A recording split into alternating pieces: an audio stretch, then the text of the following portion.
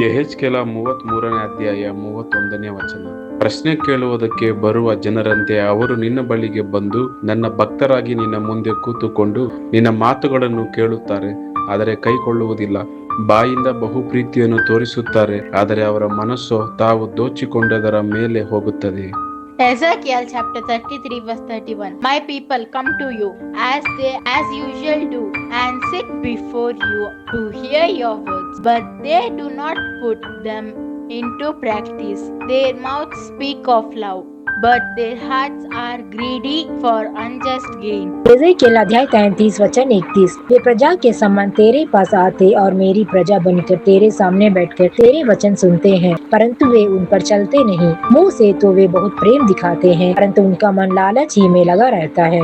எசேக்கியேல் 33ஆம் அதிகாரம் 31ஆம் வசனம். ஜனங்கள் கூடி வருகிற வழக்கத்தின்படி உன்னிடத்தில் வந்து உனக்கு முன்பாக என் ஜனங்கள் போல் உட்கார்ந்து உன் வார்த்தைகளை கேட்கிறார்கள், ஆனாலும் அவர்கள் அவைகளின்படி செய்கிறதில்லை. அவர்கள் தங்கள் வாயினாலே இன்பமாய் பேசுகிறார்கள், அவர்கள் இருதயமோ பொருளாசையை பின்பற்றி போகிறது.